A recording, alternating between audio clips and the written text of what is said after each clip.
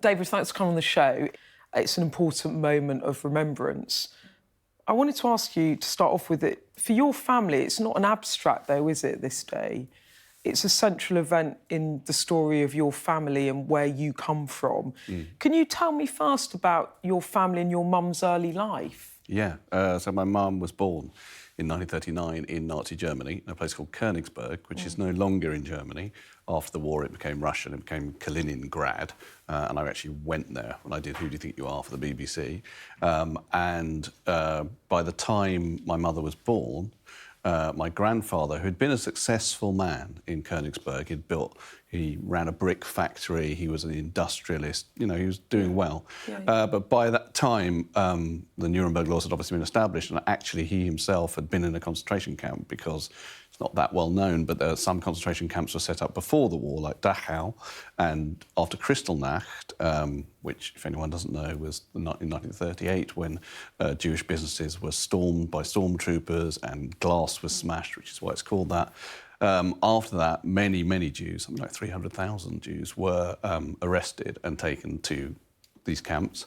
So my grandfather was there for, I don't know, about a year, I think. And then basically everything they had was involved in bribing the authorities, doing anything they could to get him out of there. And with literally kind of 3 weeks to go before the war, having now given birth to my mother as well, they managed to get out. But so they managed to get your grandfather out? My grandfather was out, my grandma... Basically, my mum came... She wasn't kinder-transported. She came to this country with both her parents, but her wider family was almost entirely murdered. And your mother, did she talk about her childhood and what it was like? Did she used to talk to you about it when you were growing up, or was it something that was painful and kept it's away? Complicated. My grandparents did talk about it, but only in quite broken ways.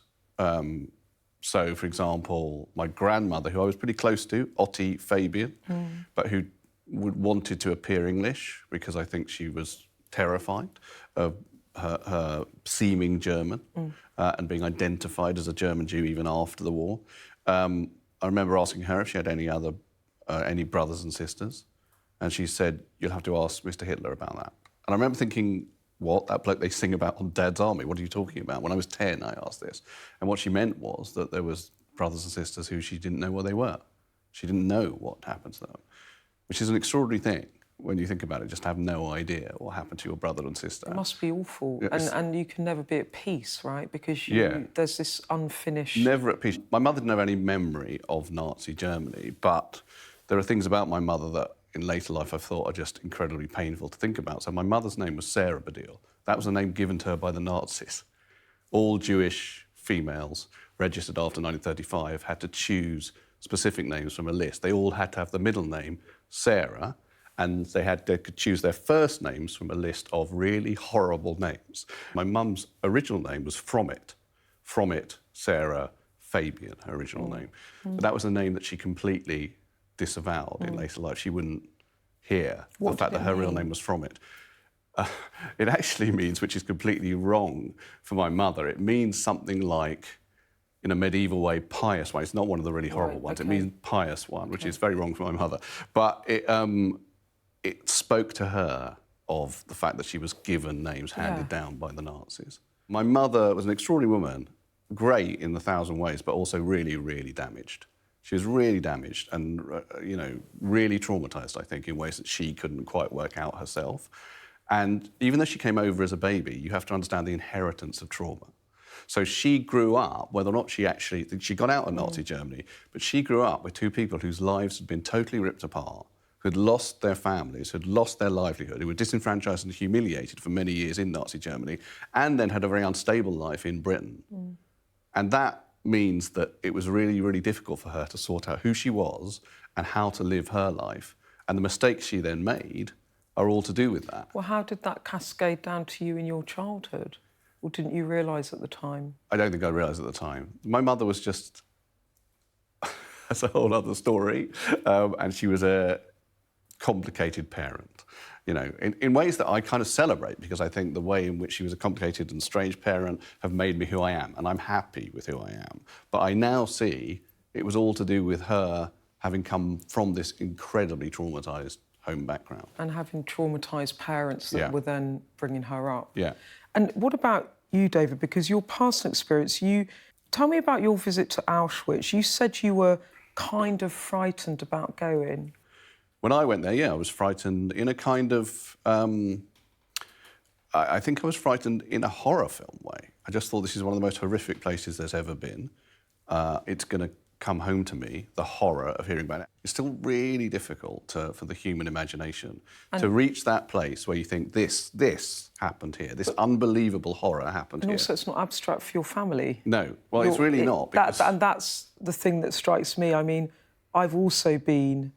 and I found it very disturbing. But for you, you can think of your great uncle, or that must be really hard. Yeah, well, it is hard. I can think of my great uncle. I can also think of the enormous amount of relatives who I've never even met or know about. So I've seen pictures, for example, of my grandparents' family, and they're an extended family, right? There's like one picture I've seen which has got like 50 people in it at a big family thing that they had in kind of 1912. I don't know the names of most of them. All I know is that they were killed or their children were killed. It's important to note, by the way, the reason we know quite a lot about Auschwitz is that Auschwitz was a labour camp and a death camp. So people survived Auschwitz. Not that many, but some people survived in order to tell the tale. Treblinka was just an extermination camp. Chelmno was just an extermination camp. Balshek was just an extermination camp. Millions of people died there, and there were no survivors.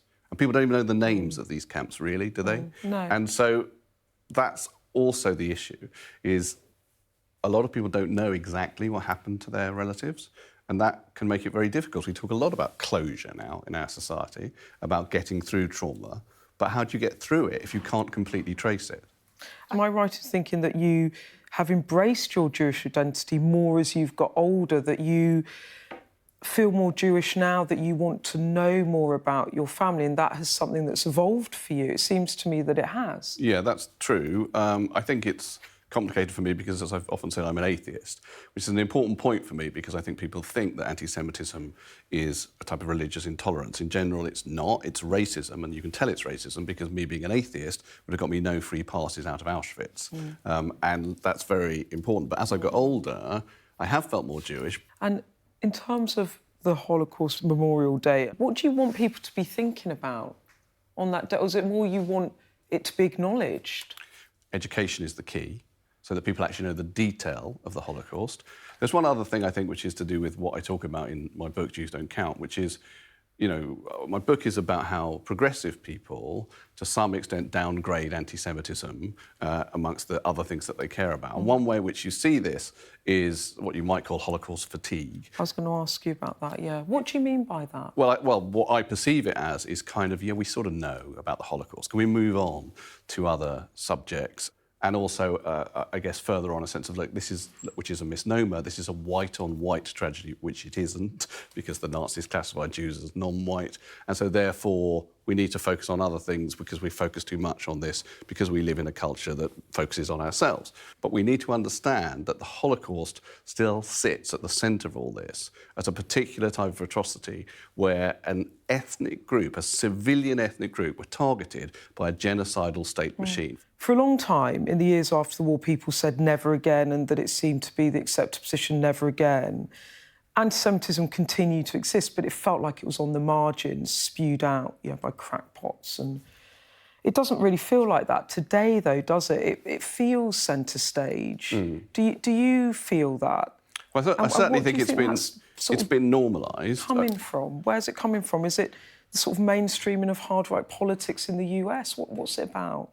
Well, it's a really dull answer, but I think it's the internet at heart. I mean, obviously, there's also other things like the rise of populism, which tends to look for easy targets, and the Jews are always a target, and the rise of conspiracy theory, and almost all conspiracy theory at some level comes back to it was the Jews, and economics, because as the world goes more and more into the bad economic pits, then again, they look for somehow or other people who are responsible for that scapegoats, and those often are the Jews. But at heart, I think it's the internet, because I think that, unfortunately, I'm not sure anti-Semitism ever went away. We now have sort of celebrity anti-Semitism in the form of Kanye West, right? Yeah.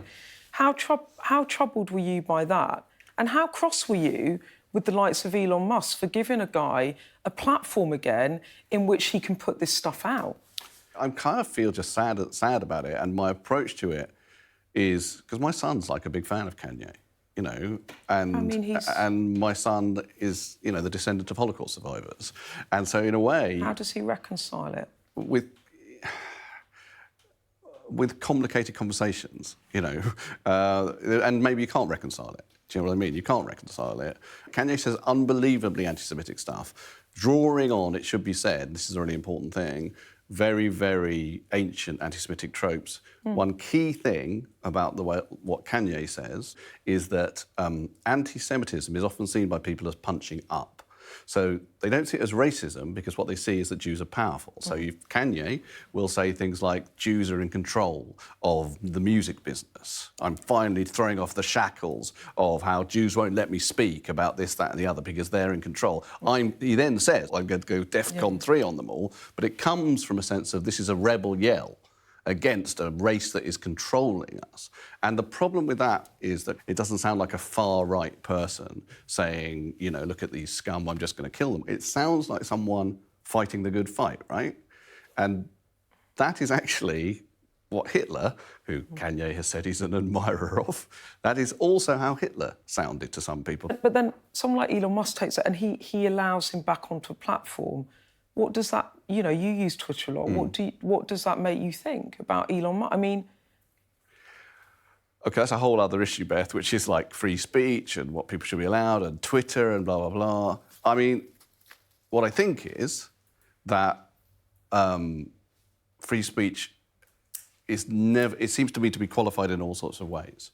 And so Kanye being let back onto that platform seems to be part of Elon Musk trying to, you know, make the platform less, in his mind, more dominated by the progressive left. But in a way, you see, I'm not bothered about those arguments. I'm bothered about, like, what is dangerous for Jews? What is dangerous for my children? But is Kanye West doing that?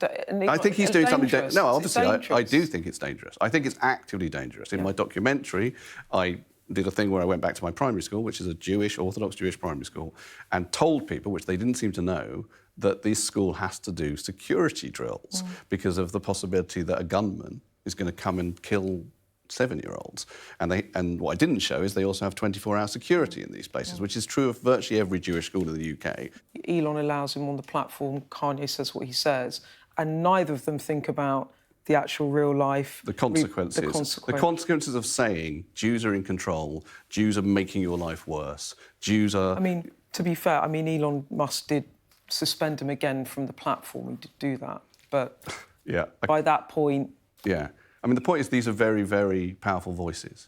Kanye, because he's a brilliant hip-hop artist, has got a really powerful voice. Yeah. Do you think he's racist? I think what he said is racist. I think what he said is anti-Semitic, and I think anti-Semitism is racism, yes. There was also, of course, Jeremy Corbyn, the Labour's anti-Semitism crisis.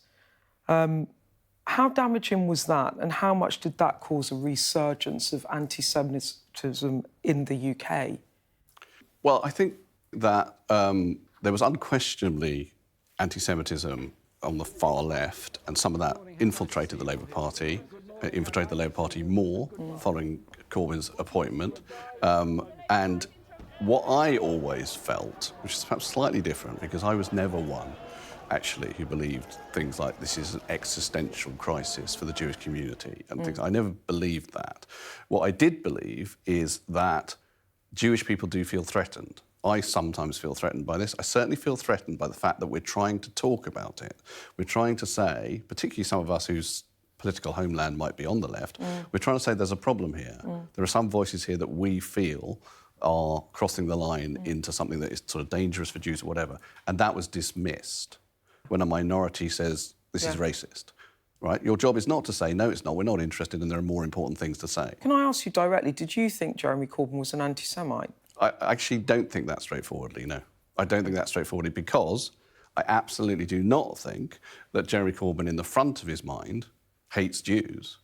I don't think Jeremy Corbyn would say things that Kanye has said in the front of his mind at all. What I do think is that he comes from a tradition that sees anti-Semitism as a lesser evil compared to, say, capitalism. Right? So in my mind, and I talk about this in my book, and I talk about it a little bit in the documentary, so the reason in my mind why Jeremy Corbyn can't see that mural of men playing Monopoly on the backs of the world's poor might be anti-Semitic is he just sees rich men playing Monopoly on the backs of the world's poor because he's interested in destroying and fighting against capitalism. Unfortunately, it's very clear to Jews that they all look really Jewish and they're part of a tradition that feels like this is a sort of Nazi caricature of the idea of the rich capitalist Jew. So you felt that that he didn't necessarily hear what the Jewish community was saying to him about how that... Well, him and the Labour Party in general. At that point in time, I would say yes. Starmer doesn't... And also the pushback continues. We know this. The pushback continues. There's still... He said as well, Corbyn said after the highly critical report was released about the scale of anti-Semitism in Labour that it was dramatically overstated by opponents. He was then suspended, the whip removed from him. And Keir Starmer doesn't seem to want to allow, is not going to allow Jeremy Corbyn back into the party. Do you think that's right? Or sort of don't want to get into you don't that. Want to get, only because I'll tell you why I don't want to get into it, which I think is important. I don't want to get into it because in an interview about Holocaust Memorial Day, where I think it's really kind of important that the details and the understanding of the Holocaust is continued, and I'm trying to help a little bit by doing this interview. What will happen if I start talking about the Labour Party in too great detail? That becomes the thing. And again, that is to do with what's wrong with how people see anti-Semitism, which is like it gets dragged down very quickly into this kind of politics. Did you find it hard to vote Labour at that time? I didn't vote Labour. The only time I've not done that at that point in time. Because I felt overall not listened to. Right. Not, the thing about the left, right? I guess, and this is very simplistic, and obviously there's all sorts of economic things to do with the left or whatever. But as a minority, the thing about the left, particularly now that identity politics is such a thing, is that it should be a sanctuary. You hear the beating drum. We've talked about it. It's getting louder and louder of far-right anti-Semitism. If you're another minority, you might hear the beating drum of another type of racism. So who are your people? Who has your back? It's got to be the left, because they say, essentially, this is where we will care, and this is where we will fight, and we will be allies to you. If you feel that your struggle, your threat, is not being taken as seriously as others, you feel alienated, OK? And that's what happened to me. But will you go back now? Yeah. Yeah, OK.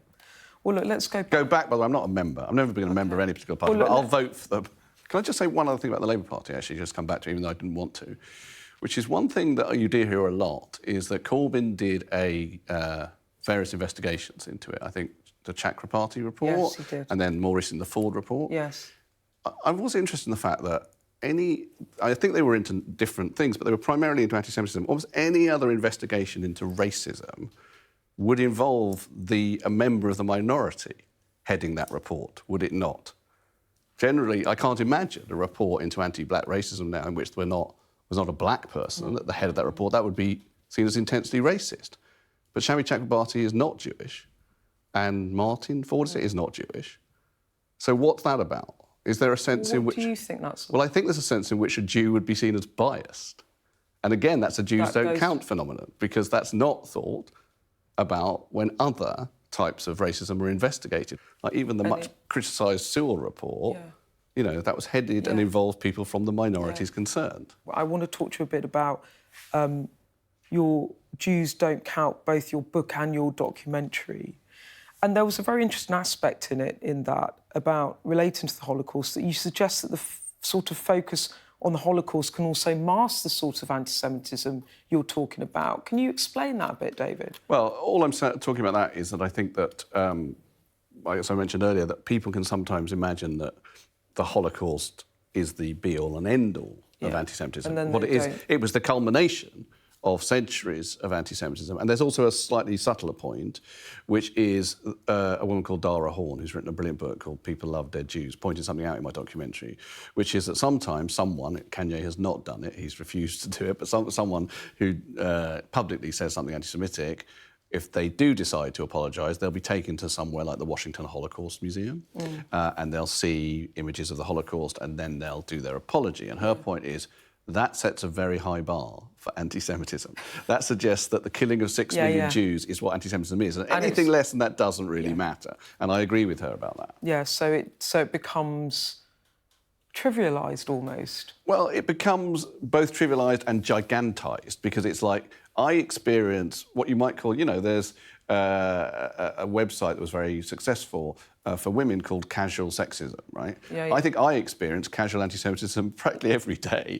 I see, but I don't bring it up. I think I do bring it up sometimes, but a lot of the time you think like, well, people think it's not the Holocaust, which it isn't. But that's not the way we think about racism now. There's also the powerful moment documentary where you apologise to the black former footballer Jason Lee for racist sketches about him in the 1990s when you wore a black face. How hard was that to do that, or what did that teach you? Did you have an awakening over that it was a sort of casual racism? As I became more aware of racism directed against me, I talk in the documentary and in the book about sketches on shows about me that made me look grotesquely Jewish. It's something that I've seen, that as well as being hurt or whatever, or upset by that, or thinking this is weird, this is really clearly racist, thinking like, I am guilty of the same thing. And that brought it home to me over time, over much too much time, that I should apologise to Jason Lee. And I did apologise to Jason Lee in print, and and I've apologised before. But then when I did this particular documentary, I thought, which is not a complete opportunity I had before, I should go and film a face-to-face apology. And thankfully, Jason was up for doing that. And it was really difficult. He didn't in any way let me off. Did you feel terrible? Yeah, I felt terrible. Yeah, totally felt terrible. But at the end of it, it was 2 hours in... we only showed a bit of it in the documentary, although I think you can see the whole of it on his podcast. At the end of it, I went up to him afterwards. This isn't on camera. And I just said, look, sorry again, and thank you for seeing me. And he just shook my hand and said, no, it's done now. Meaning we've done it now and we can move on. Which is important for me and important for him. But it must have been... No, it was difficult, yeah. It should be difficult. This is a slight kind of sort of tangential question, but bear with me. I mean, just because also at the height of the 1990s lad culture, you talked about pornography. Your flatmate Frank Skinner described you as a connoisseur of porn. Has your view of that changed over time? That the celebration of that is something you now repudiate because it's kind of, for some women, quite offensive to them. I'm just saying, like, the journey about kind of some of the sketches you made in the 90s, some of the things you did in the 90s around sort of comments about pornography, if you changed your mind on that as well. Depends what you mean about that. You see, I think the truth is in the detail. So a lot of the stuff that I did back then, which I wouldn't do now in a way, just because it wouldn't be age appropriate, but also I would defend some of that stuff because a lot of it is about my own, whatever. It's like part of my comedy, in a way what I do now as well, but certainly part of my comedy was a confessional and being sort of absurdly over-honest and over-sharing or whatever. I did a show back then called the Too Much Information Tour. And for me, but I understand how other people would disagree, but for me a lot of this is about me putting sharing my sort of failures, my warts and allness on stage. And part of that was porn, part of it was all sorts of things, all sorts of bad behaviour. Now, how much of that is, for some people now, that won't be exercised, and I use the word like in exorcism, by comedy. So some people know it doesn't matter that you were, saying it was you being, whatever. You're still getting laughs out of it, you're still getting sympathy out of it. But that's... I personally think that if you can find a place of honesty about who you are in comedy, including stuff that now we might consider to be unacceptable, that's often an interesting place to be. But I wouldn't do that stuff anymore. And I agree that, certainly, that the pornification of our culture and about the flooding of, again, to do with the internet, the flooding of our culture with pornographic imagery is not a good thing. Yeah, because for some women, they think the pornification, they think women don't count, or they don't. Of course, I agree with that. I agree with that. So I guess the industry has changed very much from when you... Yeah, I'm going to say something else if you want. This is a whole other conversation. But I was always of the belief, and I continue to be of the belief, that that you can be interested in women sexually and not dismiss them as people. So the objectification of women that obviously goes on in pornography, I personally think that if you think that means that women are people who cannot be thinking people, that women cannot be CEOs and judges and, you know, as valuable members of our society as men, if your sexual interest in them via pornography becomes a diminishment of them as human beings, and it obviously can, then that's a corrosive effect of pornography. I'm just going to tell you that however much pornography I've watched, that's never happened to me. And it's got more complicated from the 1990s to the 2020s, right? That's we can true. all agree that. At the end of your documentary, you express hope that the dial is shifting. Do you feel like people are beginning to understand more about anti-Semitism, that it's improving? I think I and other people, not just me, have created a conversation by talking about anti-Semitism as something that needs to be included at the table of conversation that everyone is having now about ethnicity and race and offence and identity and all the rest of it. But I see a constant toing and froing of it. So it's 2 steps forward, 4 steps back sometimes. I mean, Kanye is quite a good example, if I could return to that, in that when Kanye said his things and said his really outrageous stuff about Jewish people, there was quite a pushback. And for a moment I thought, oh, he's really being called out properly or whatever. But then what I noticed is, a little bit after that, when Kanye had some strictures given to him by Adidas, whoever else it might be, people started saying, you see, Jews are in power. You see, Jews are able to shut him down. It's all Jews doing this. So it feels to me it's complex and cyclical. Whereas and goes in another loops. scenario, Another people scenario, just say, he's now damaging a brand, we need to cut loose because it's a drag on our brand.